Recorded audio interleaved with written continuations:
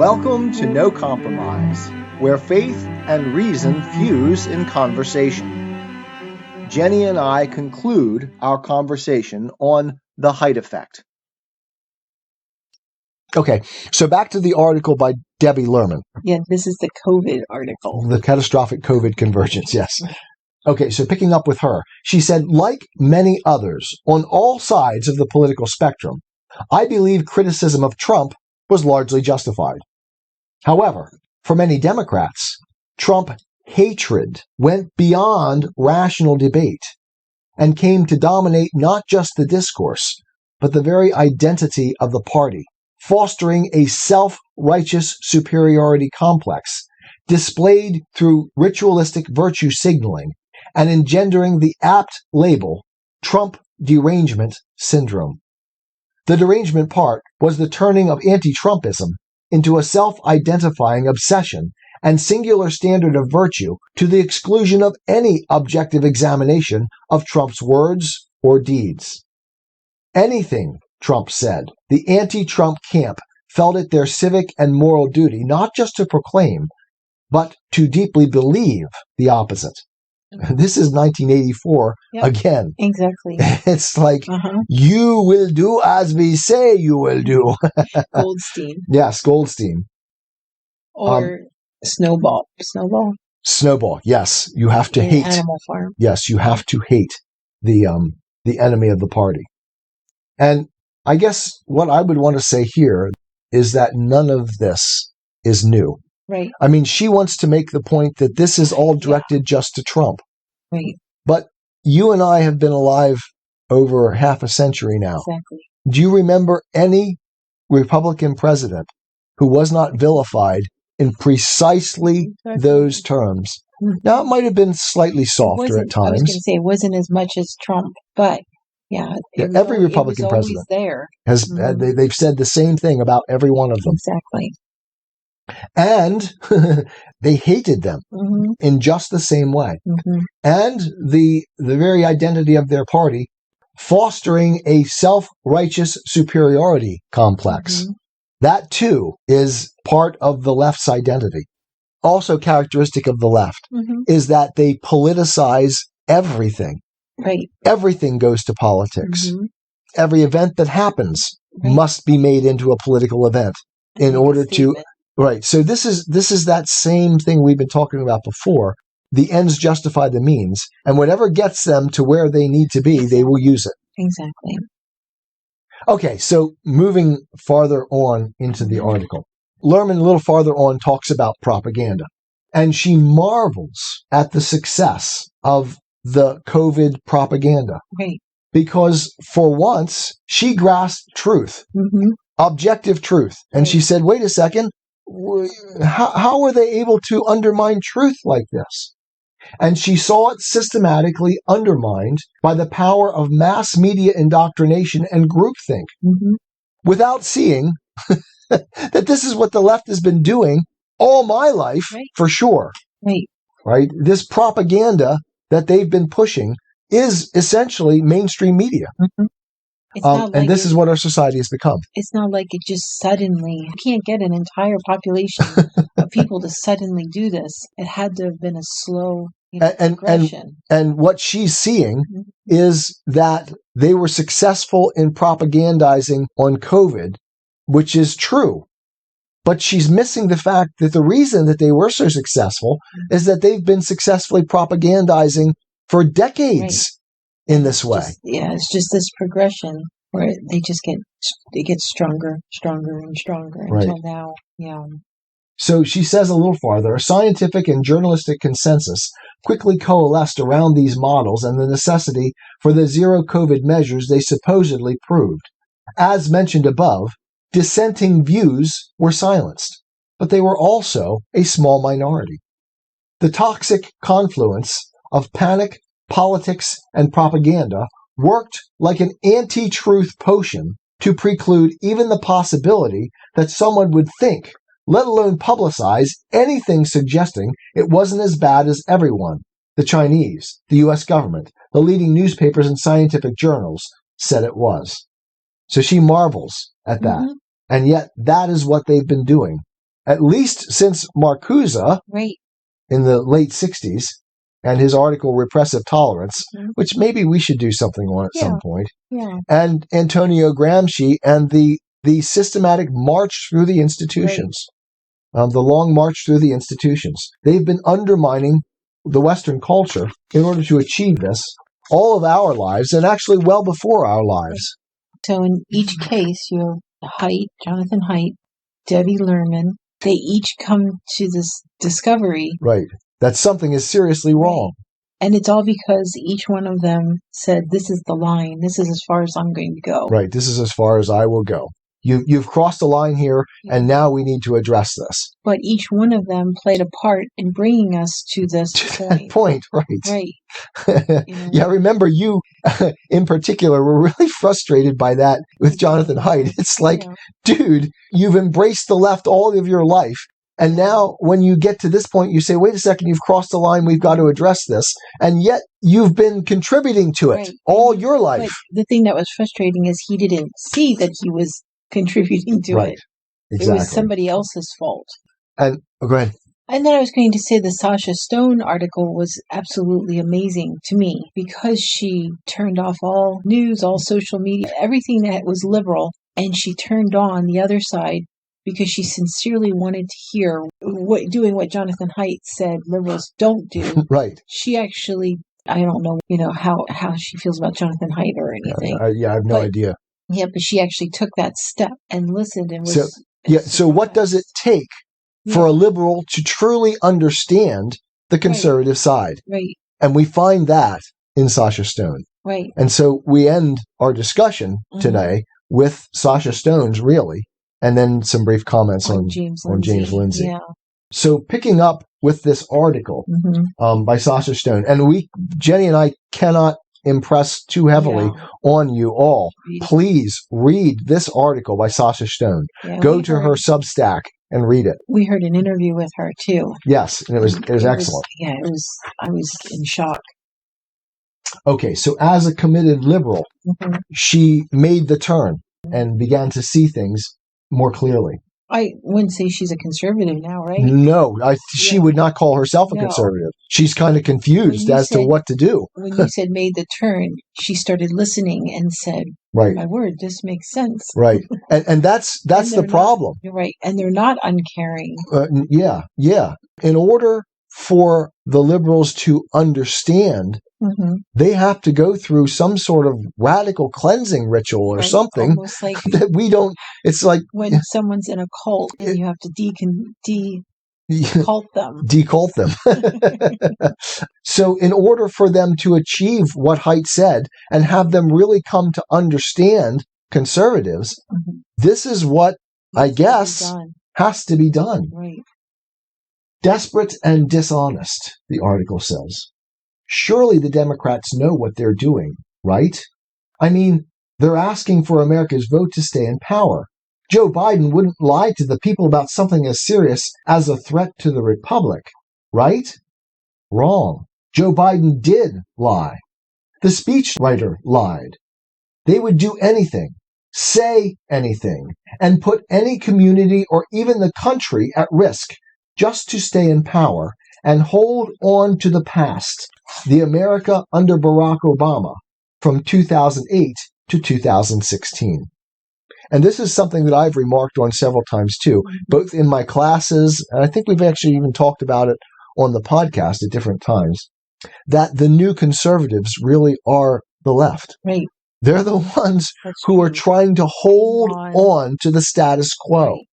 And we, the conservatives, are now taking the place of the radicals because we want to say, look, burn it all down. We've got to go back and understand the traditional things. Right. So we are the new radicals on the right. In 2020, we saw them sacrifice the truth as they micromanaged the media narrative to deliver the correct headlines when they gaslighted hundreds of millions of us to cover up the truth about just how violent the protests had been over the summer. They undermined then-President Donald Trump on everything from COVID to the economy. They did this with impunity. Why? Because everybody's on their side. The entire media Exactly. is on their side. All of academia is on their side. So they can do it with impunity. They did this to stay in power. That is the very definition of corruption at nearly every level of our administrative state. So she sees it She's seeing for the first time. That the people calling everybody fascists are fascists. Their feedback loop is all they know. They believe it's the truth, rather than nonstop recycling of confirmation bias and agitprop flooding the zone. I forced myself, and this comes up with what you said, that sort of cleansing ritual to go through. Yeah. I forced myself to disconnect from the media entirely to escape the bubble. I stopped reading my Twitter feed and started an alternative account that paid attention only to the right. It took a conscious effort on my part to reprogram my brain to be able to see both sides clearly and fairly. Yeah. And the reason is that it's the only view presented. There is no conservatives. And that's what Haidt is complaining about in his Heterodox Academy. Right. He said, there are no conservatives left, and we can't function as a university seeking truth in that way. Once I did that, Sasha Stone says, I was horrified by what I saw on the left. The hypocrisy, the inhumanity. Worse than all, I could suddenly see what was true and what wasn't true, and how much the media and politicians lie daily. They tell themselves what they want to be true, not what is true. Right? So we've undermined the very concept of truth. And so it goes with the Democrats, she says. Right now, they need to be taught a lesson. To be voted out in such massive numbers, it causes them to rethink the mess they've made of this country. This is hard for me to say, or even think about. It took me a few years to arrive at this point. After President Biden's speech, however, I don't see any other way. Substack, YouTube, podcasts, and other outlets offer objective opinions and investigative reporting. Hopefully, more people will begin to gravitate away from mainstream news until they can get a grip and maybe grow a pair. Wow, that's really amazing. I used to be a true blue Democrat. I voted faithfully in every election. I can even remember voting for Michael Dukakis. My faith remained unshaken for most of my adult life. You remember voting for Michael Dukakis too, don't you? You're not supposed to tell anybody that. That was straight out of high school, the year I graduated. In 2019, she says, I was among the first Democratic activists online advocating for Joe Biden to be the nominee. I attended an early Biden fundraiser. I made videos praising Barack Obama and Hillary Clinton. I made a video to show how much I believed in Joe. Most of my friends and my family remain gobsmacked that my entire perspective could change almost overnight. My mother said, you became a completely different person now that she's seeing the truth. Yeah. And then she responds, I don't think that I did become a completely different person. I think I just saw for the first time what my side looked like from the other side. Yeah. Now I can see just how much power and influence the left has. And I get in trouble just for saying the words the left in school. Right. So I may very well lose my position because I dare to say these things. We used to be the counterculture, she says, the anti-establishment. But now we have become the system we used to fight against. I might have been able to stay with the Democrats. My policy ideals haven't changed. But when they began dehumanizing the Trump supporters, many of whom do not have access to much of our culture, I could no longer stand alongside them.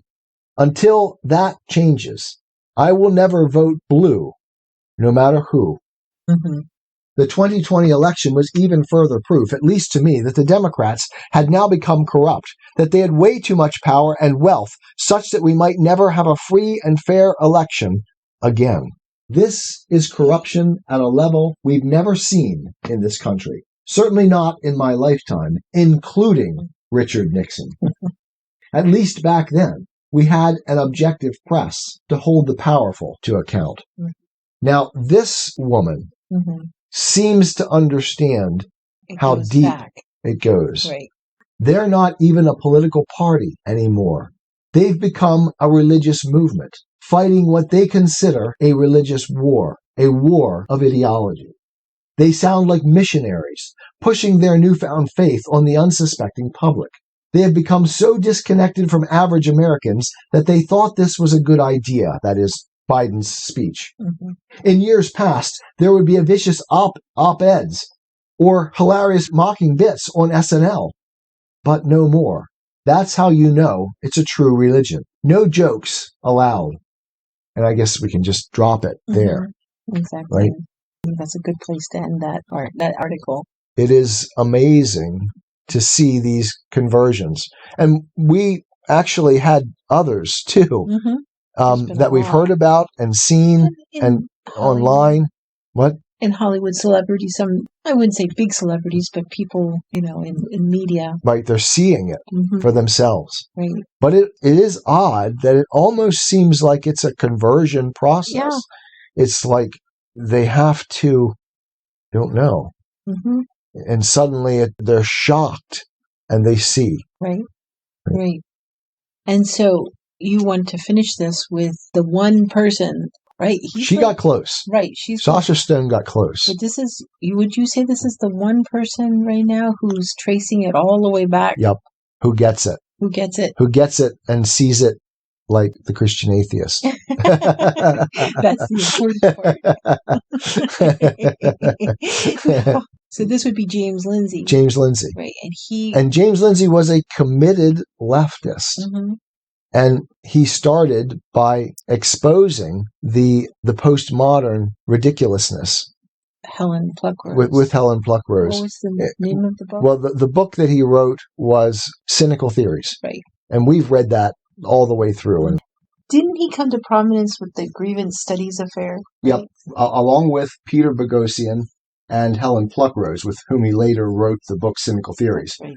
He and the three of them undertook a project to show the ridiculousness of the current level of scholarship in the sort of postmodern philosophical context of today, the gender studies and all of those things. I guess what would it be? Yeah, what did they do exactly? They made pseudo-intellectual papers that were ridiculous. Right. And they wrote them in such a way as to mimic all of the ridiculous scholarship, quote, and I put scholarship in scare quotes there because it really is ridiculous. But it mimicked the type of scholarship that is being published by these pseudo-intellectual. Didn't he even use like Mein Kampf? Yes, one of the papers, and it was accepted for publication by, I think, a journal called Aphilia. He an interchange. Right, so they used the structure and much of the wording of Mein Kampf, but changed it to fit the genre of feminism, right.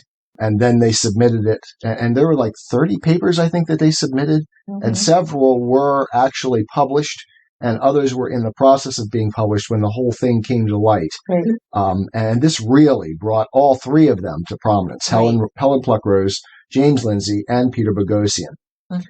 But I guess what is most notable about James Lindsay is not that he hasn't gone on, not that Peter Boghossian and Helen Pluckrose have not gone on. They've also done work as well. But Lindsay has now founded the New Discourses podcast. Right.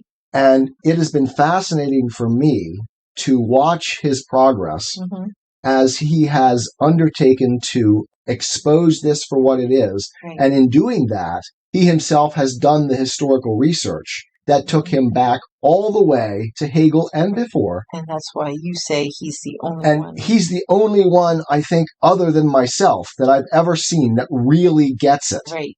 Now, we watched a video on YouTube on the book by, what's his name? I think it was called Postmodernism. He is an Ayn Rand follower.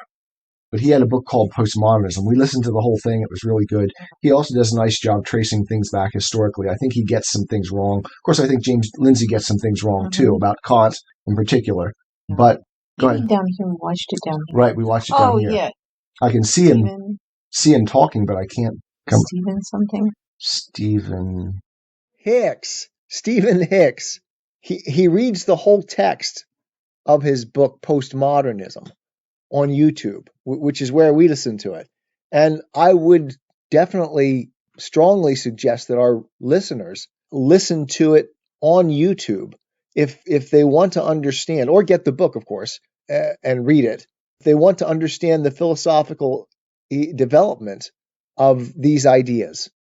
So, yeah, I find a tremendous value. And for our listeners, I would say there is no one out there that is better than James Lindsay on these topics. You're pointing to me, but in my own way, I think I understand it as well as James Lindsay, maybe a little better in certain ways. But Lindsay actually has done it, put forth the work. He's done the podcasts. He's laid it out. And for the most part is just absolutely dead on with it. Right. And why I found it so fascinating to watch his progress was because when he began all of this, he called himself a committed liberal. Right. Very much of the normal tradition of liberalism coming up through the 20th century. He was a math professor. Right. He was a math professor. Right. And finally, talk about line crossing, right? For each one of these things that we've studied today, there was a line crossed. The person saw it and said, wait a second, I can't go along with this. And then they localized the problem, said, okay, we need to correct this problem, but they don't see the larger structure. Lindsay did that. Seeing even mathematics being colonized by these radical ideas. But then he followed the logic. Right. And he said, let's see where this takes us. How did this get started? How in that world did this overtake our society in this way? And by doing that, he essentially converted to conservatism because he followed the logic. And again. But it's kind of like Sasha Stone, where remember how she said her mom said she's a different person. Right. And he did the same thing a liberal would do, or what she's doing, what a liberal would do is see the problem. Right. And do something about it. Try to fix it. Right. Right. And but that whereas with Sasha Stone, I think she would say to herself, I don't know what I am now.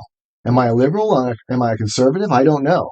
And Lindsay was there too. I remember when he first started giving interviews, hearing him express things like that. Yeah. And yet now, having done the research, followed the logic, he has come to a more conservative position. Now, I would not say that he is a conservative of our stripe. Right. He's still not religious. He was involved deeply in the new atheist movement when it first started. And I know he still considers himself an atheist. And yet when you hear him talk sometimes, he uses Christian language. Right. He understands. Right. He understands Christianity. Lindsay has like a 2-hour video on Hegel. And other than listening to what I've done on the Christian Atheist, and I would love to do more, unfortunately, we're not getting, anytime I do Hegel, our numbers go way down. So if you want to listen to something on Hegel and understand what I believe about Hegel, the closest place you'll come is James Lindsay. And if you would want me to do more on Hegel, trust me, I'm ready and raring to go. I have notes ready to produce another 10 episodes of The Christian Atheist on my views on Hegel. In common language. Well, listening to James Lindsay, it's not real common language either. So, yeah, it's not easy stuff to talk about in regular language. But I think this also sort of goes to why I found it valuable to do that.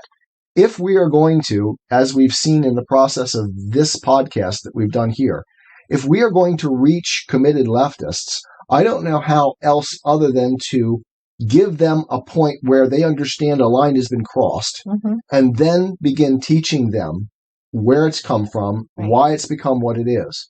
And we've seen it happen over and over again. Another really prominent example of this I was just going to ask you would be Jordan Peterson.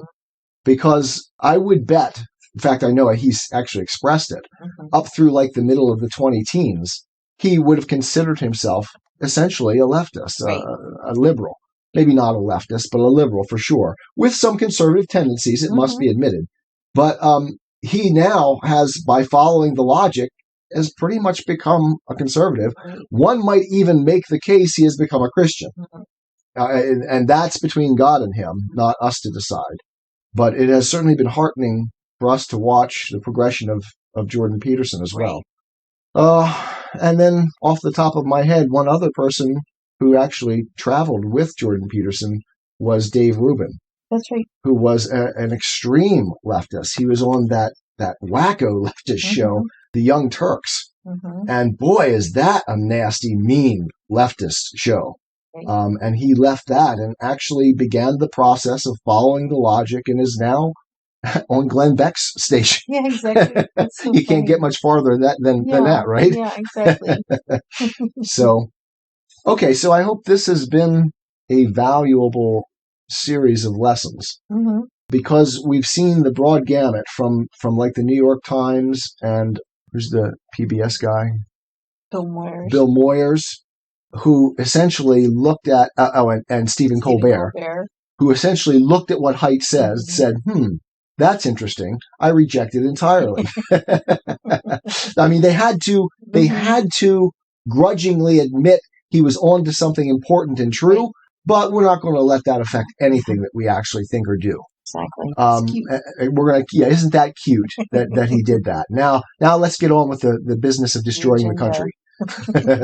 And then we had others like Debbie Lerman, who really, really saw a serious problem on the left, but kept it completely localized. And then Sasha Stone, who is just sort of confused, I think, at this point, what to do, but has tremendous, and you've got to give them credit, tremendous intellectual stones to stand up against what they've always thought. Sasha Stone, because she has a business in Hollywood, they said. Right.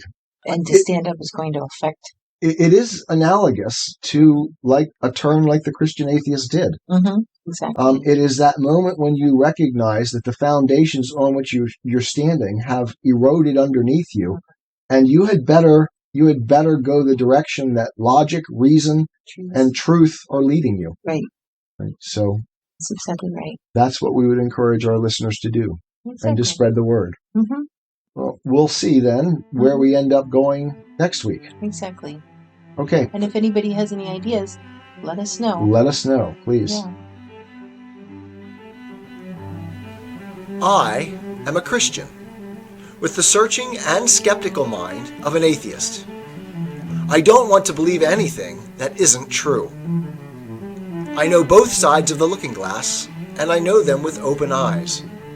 I choose Christ's side.